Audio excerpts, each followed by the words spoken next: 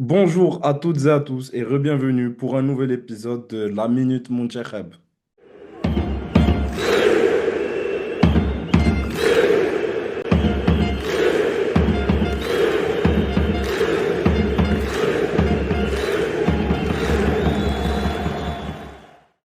28 ans après leur dernière apparition, la Norvège est enfin de retour en Coupe du Monde.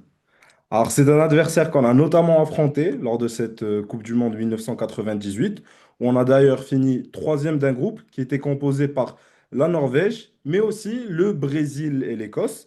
Et lors de ce match face à la Norvège, qui s'est soldé sur un score de 2 buts partout, on a notamment vu un certain Ståle Solbakken, qui est aujourd'hui à la tête de cette sélection norvégienne et qui est en poste depuis 2020, pardon, donc maintenant, 6 ans qu'il occupe ce poste de sélectionneur de la sélection nationale norvégienne. Alors, il faut savoir qu'ils finissent premiers de leur groupe en qualification de Coupe du Monde avec un résultat parfait. 8 matchs, 8 victoires, avec un groupe certes très abordable, mais un résultat cumulé de 7 buts à 1 face à l'Italie. Ils finissent notamment meilleure attaque, tout groupe confondu, avec 37 buts en 8 matchs, dont une moyenne 4,6 buts par match, avec 16 buts de Erling Haaland, qui finit meilleur buteur des qualifs. Maintenant, on sait qu'ils ne sont pas intouchables. Leur dernier rassemblement s'est soldé par une défaite face aux Pays-Bas et un match nul et vierge face à la Suisse. Alors maintenant, en ce qui concerne la tactique norvégienne, il est difficile de prédire exactement comment jouera cette équipe, mais il semble que ça sera une équipe avec un système dynamique entre un 4-4-2 sur le papier, mais qui évoluera durant le match en 4-2-4, voire même en 4-2-2-2, avec deux ailiers qui auront comme tâche d'être percutants et de venir prendre les latéraux en un contre un. Alors dans ce registre-là, c'est vraiment une équipe qui ne manque pas de joueurs de très haut calibre. Alors, pour les spécialistes en la matière, ils ont Oscar Bob, joueur du côté de Fulham, coéquipier de Issa Diop, Antonio Nusa, ailier gauche de Leipzig en première ligue, Andreas Schjelderup, ailier gauche de Benfica, et Jens Peter Haug, qu'on a pu voir en Ligue des Champions, notamment du côté de Bodo Glimt cette saison. Alors, ces ailiers-là, ils vont surtout essayer de s'appuyer sur les deux tours qu'on a l'habitude de voir en pointe, c'est-à-dire pas vraiment besoin de les présenter. Alexander Sørloth et 1,95 m et surtout le Viking Erling Braut Haaland et 1,94 m qui sont durant tout le match constamment au contact des défenseurs centraux.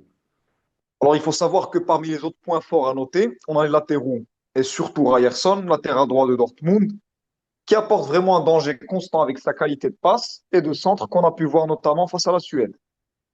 Il faut dire aussi que récemment, il a délivré 2 passes décisives. Il faudrait aussi ajouter à cela un autre aspect où on aura beaucoup de mal, c'est vraisemblablement la taille des joueurs, que ce soit leur double pivot ou leur charnière centrale. Les deux lignes sont d'une très grande qualité, mais c'est surtout des joueurs très grands et imposants physiquement. Alors maintenant qu'on a parlé un peu du système et de la tactique norvégienne, il reste quand même une très grande inconnue dans leur système, c'est Martin Odegaard, capitaine de la sélection, qui n'a plus porté le maillot de la Norvège depuis septembre 2025 à cause d'une blessure au genou. Le joueur qui a récemment perdu la finale de la Ligue des Champions fera son retour donc avec l'équipe nationale, mais le problème, c'est que ce n'est ni un joueur qui est à l'aise dans un double pivot, mais ce n'est pas non plus un ailier. Alors, la question maintenant, c'est comment est-ce que Solbakken va faire pour résoudre ce problème naissant? Parce que il est très difficile de se passer d'un joueur d'une telle qualité, mais est-ce qu'il va préférer le réintégrer dès ce match avec un 4-2-3-1, ou bien est-ce qu'il va préférer rester sur son 4-4-2 ou bien son 4-2-4 qui lui a permis quand même de signer de très très bons résultats, c'est d'excellents résultats, et de lancer quand même une forme assez positive. Alors maintenant qu'on a parlé un peu de l'équipe norvégienne, on va directement passer au Mondial Ouattani. Jawad, quel 11 est-ce qu'on a décidé d'aligner ou quel 11 on espère voir pour ce match? Alors, par rapport au 11, déjà, il faut préciser que certainement le coach Wahbi restera plus ou moins sur ses idées, que ce soit sur l'aspect tactique, par rapport au dispositif utilisé. On restera sur un 4-2-3-1 composé de cette fois-ci par notre gardien Yassine Bounou, qui est rétabli justement de son petit mal de dos. À droite, on retrouvera notre capitaine, Achraf Hakimi, qui justement lui permettra de se remettre en jambes et en rythme en vue des prochaines échéances pour la Coupe du Monde. On aura une charnière centrale composée de Chadi Riyad et Issa Diop. Issa Diop pour justement son aspect physique et Chadi Riyad pour sa qualité de balle au pied. Il faut savoir qu'il faudra maintenir justement ces deux joueurs-là pour qu'ils puissent maintenir ces automatismes et pourquoi pas justement faire progresser leur complicité sur le terrain. À gauche, on retrouvera Noussel Mazraoui, un Noussel Mazraoui qui a été étincelant lors du dernier match. Et justement, celui-ci, il faudra le laisser sur la lancée, sur sa lancée plutôt. Et je suis sûr que de par son expérience, pour nous faire un grand bien face à cette équipe norvégienne. On passe maintenant au milieu de terrain avec le double pivot qui sera probablement composé de Nele Naina. Justement aussi aura besoin de se remettre un peu dans le bain et de se remettre un peu en route pour, euh, pour, les, pour les futures échéances à la Coupe du Monde. On sait très bien que c'est un patron du milieu de terrain et pour nous faire beaucoup de bien, notamment pour sa qualité de box-to-box.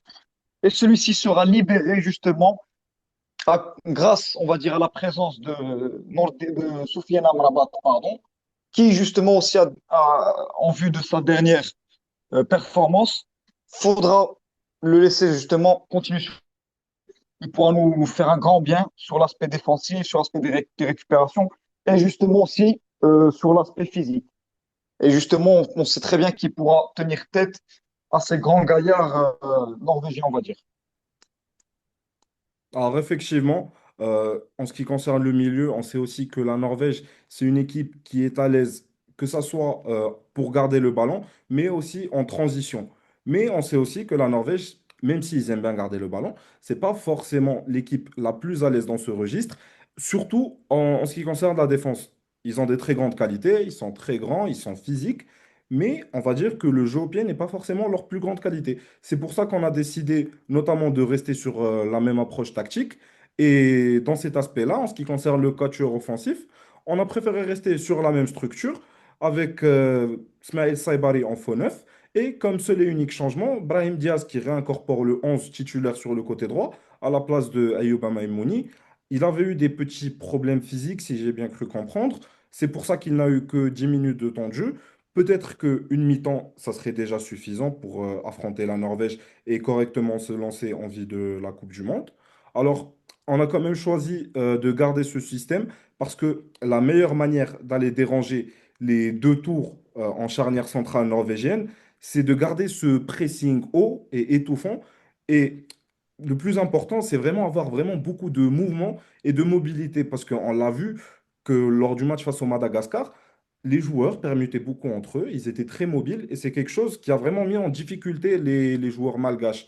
Alors c'est quelque chose que j'espère revoir face aux Norvégiens parce que pour moi, ces mouvements et cette mobilité sont ceux qui vont venir perturber et déstabiliser la défense norvégienne et nous permettre, je l'espère bien, de venir à bout de cette équipe.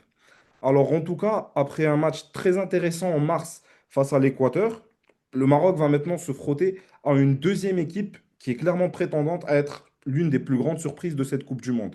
Alors, ce genre de rencontre, personnellement, ce que j'attends, c'est pas forcément un résultat, même si j'espère voir le Maroc gagner. Mais ce que j'appréhende le plus, c'est les apprentissages que va nous apporter ce match, surtout en C'est vue ça. de la rencontre face au Brésil. Alors, merci à vous. N'hésitez pas à liker, commenter, partager cette vidéo. On espère vous retrouver très bientôt pour débriefer ensemble, puisqu'on espère qu'il sera une victoire du Mounchakha Belwatani. Merci à vous, à très bientôt.